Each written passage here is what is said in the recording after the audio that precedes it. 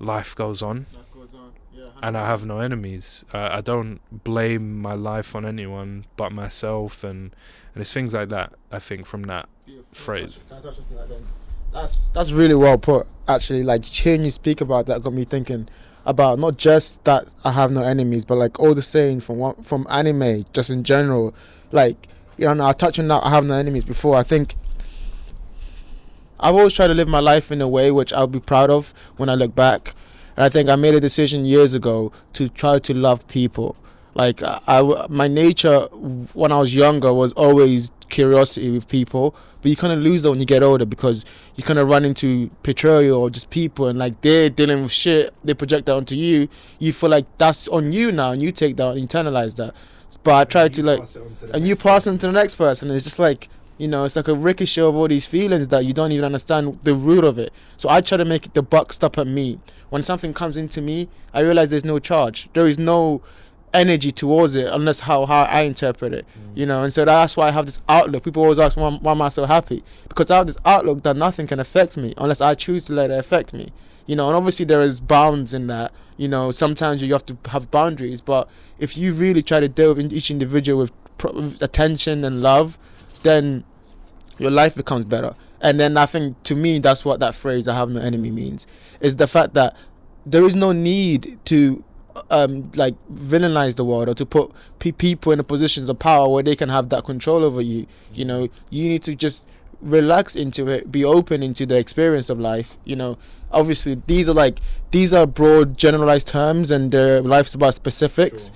But I think once you have that overall mentality of like, oh, I'm gonna just try to just go through life with a little bit of love, a little bit of patience for each individual that I run into, that helps you, and that the effect of that is very, I think, emboldening and gives you some strength to face and to keep moving forward and to never give up. To become Hokage, like I don't know what the rest find the Dragon Balls or whatever the fuck.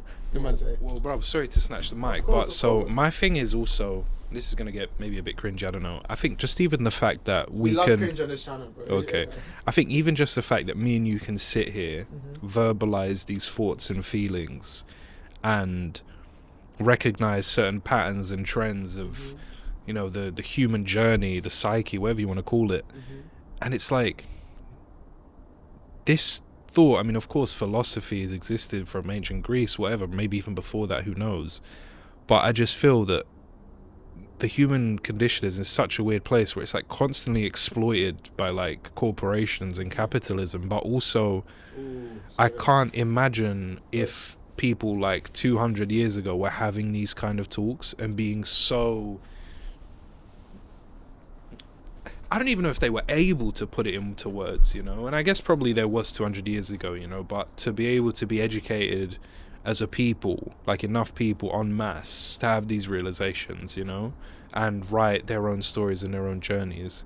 But I wanted to take a step back and about lessons. And my current rewatch of Avatar has genuinely been, there's been certain episodes, particularly with Zuko and Uncle Iroh's journey with him, and I'm shocked at how mature some of these issues are. And it was funny because then in the last episode of season 2, when the Avatar and stuff, they separated, and they're now returning to Ba Sing Se to help because Aang had a vision, whatever, so he had to end his training. And Uncle Iroh is now no longer with Zuko, he's with Avatar. It's the first time we've kind of seen them together. And the whole story of Avatar has been a parallel between Aang and Zuko. They're both on this journey, they both have their issues, and it's how they do this thing together to save the world, right? And Iroh's always been, let's call him a spirit guide. He's always been Zuko's spirit guide, but now he's guiding Aang. And Aang has just come from a guru who's waited in that spot for his whole life, I think, waiting for Avatar Aang to come, because he has to teach him how to go into the Avatar state. And he's been there mastering the chakras, how to release them for a good flow, and it's like, oh, and they're all beautiful chakras. It's like guilt and shame and fear. You have to let these things go. You need to let these attachments go. You need to let them go. And then the final one is he literally needs to let go his thing. He needs to let go Katara, right? And he says, no, I can't do it. And then this guru, it's the first time you kind of see him be strict. He's like, you have to do it. Like, you have to do this. And it's the fact that there are certain people, no matter how beautiful, something like I don't know, Buddhism. I'm not sure what chakras especially is. I don't know if it's Hinduism and Buddhism. But it's this guru who's like presented as this all-knowing being, beautiful, master of their craft. And he's saying very strictly, no, you have to let go this person you love. Otherwise, okay, avatar state in this point is like enlightenment, right? But it's shown as a fucking Super Saiyan transformation, whatever. So it's like, if you don't let this person you love go, you have failed us, basically, you know? So whatever, he doesn't care. Aang's like, look, I need to save my thing. Sacrificed it for Nyash. Wet Nyash, that waterbender. And so he goes there, and then he bumps into Uncle Iroh, and they have a walk. And Aang explains this thing to Uncle Iroh, and boom, we're hit with the other perspective.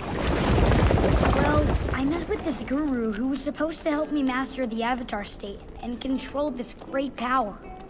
But to do it, I had to let go of someone I love. And I just couldn't. Perfection and power are overrated. I think you are very wise to choose happiness and love. And as soon as he said that, it was like, you have this wise man who used to be a general, was a terrible general from what I understand, tried to take the Earth Kingdom, his son died on the invasion, and then that was the catalyst of change for him.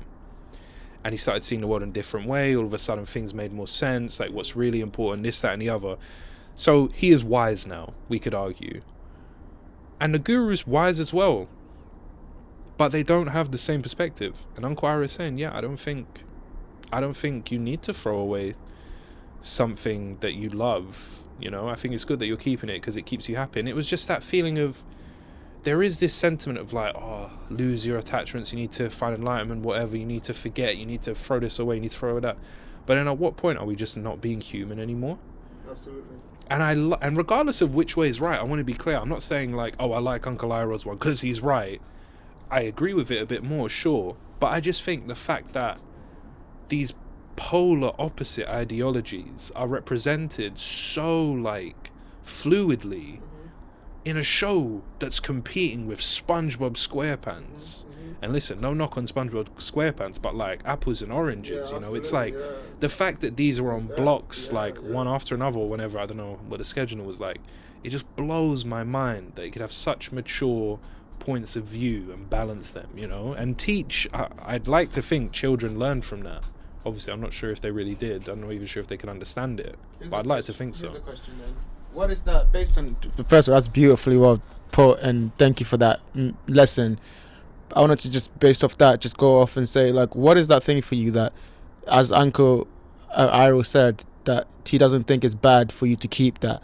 What is that for you in your life that people have told you, well, baby, stop this, or, you know, you should, you know, to reach enlightenment or to grow older, as they always get us with, you know, you should stop, but you understand deep within yourself that actually this is actually a part of me being a human being?